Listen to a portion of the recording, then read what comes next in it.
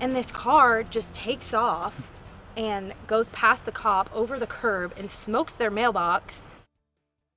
Wild ride that stretched across two Vermont towns. Police say a man with a crossbow is responsible for a crime spree that left some squad cars battered, a mailbox smashed, as you just heard, and several people shaken up.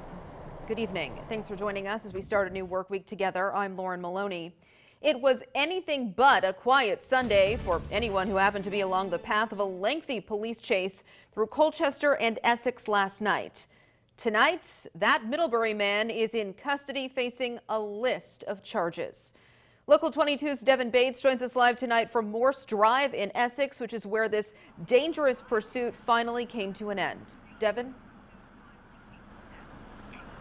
That's right, Lauren. Apparently this all started just around 6:45 last night when Ben Webb was driving erratically down Route 15 in Colchester.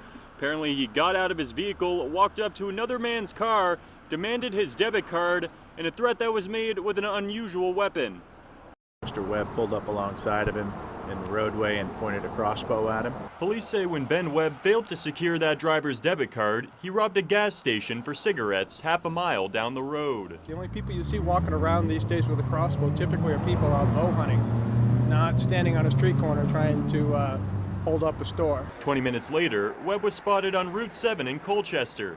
This time, his Jeep was missing a tire. Witnesses followed him, first onto Severance Road, then down Foreman Drive, bringing plenty of action to a typically quiet neighborhood. The driver of the vehicle, Mr. Webb, was outside of the vehicle and pointed a crossbow at a citizen. About that same time, our first officer arrived on scene. I was just in my room and my window was open and I heard like yelling. I saw like a car at the end of our cul-de-sac.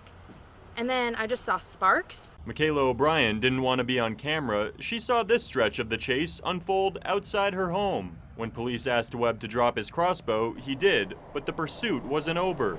And this car just takes off and goes past the cop over the curb and smokes their mailbox and then just takes off and the cop went after him. From this point, the path isn't hard to follow. Webb's damaged wheel left marks all over the roadway, including a turn onto Morse Drive, where this all came to an end. Once onto Morse Drive, he went down to the bottom of the drive and got turned around and came back through, and that is when he drove into the front, a head-on collision with the parked or stopped Essex Park police car. 2 Essex officers were treated for minor injuries in that crash. Police say it's fortunate that crossbow was never fired, and in a situation like this, anything can happen. Those are the biggest challenges, trying to make split-second decisions with very little information, right? Basically what you're faced with right at hand. Now, I asked what witnesses should do in an evolving and dangerous situation like this. Police told me that it's best to just be a good witness and get back if it looks like it's going to be dangerous unless somebody's life is threatened here. Now, given the way that this man was driving that vehicle, he said it could be fair to assume that somebody's life could have been in danger in this situation.